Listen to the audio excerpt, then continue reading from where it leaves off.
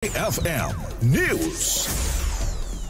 Mahigpit na tinututukan ng Pangasinan Provincial Disaster Risk Reduction and Management Office o PDRRMO ang mga lugar sa lalawigan na may madalas na naitatalang lindol. Ayon sa tanggapan, madalas na may naitatalang lindol ay ang bahagi ng Bulinaw, Agno, Sual at Anda. We have identified 4 LGUs na kung saan sila kasi yung frequent na mayroong matataas na naitatala na lindol dito sa Pangasinan. So sila yung target natin na talagang ma-evaluate. During NSED kasi, the Pangasinan PDRMO is asked with the various offices and agencies na i-evaluate yung kanilang preparedness pagdating sa lindol.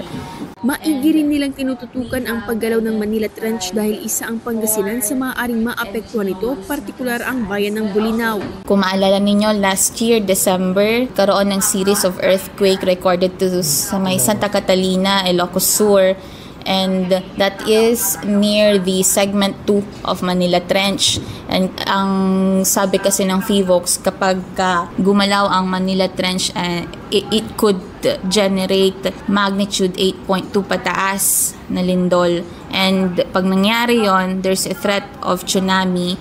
And dito sa Pangasinan, ang una, based dun sa simulation ni FIVOX, ang unang mga maapektuhan ay itong bayan ng Bulinaw. Nauna na rin i-deploy ang kanilang team evaluators sa Binabalian, Bulinaw kung saan isang coastal barangay upang tiyakin ang kaligtasan at paghahanda ng mga ito sa oras na makapagtala ng malakas na lindol. Maaari umano kasing magkaroon ng banta ng tsunami sa mga coastal areas dahil sa malakas na lindol. Bukod dito ay tinitignan din ang iba pang maaaring maidulot ng lindol sa iba pang lugar tulad na lamang ng landslides. Kahapon nakiisa ang mga Pangasinense sa isinagawang simultaneous earthquake drill. Kasama mula dito sa IFM Dagupan, ito si Idol Juana de Vera, Tatak IFM.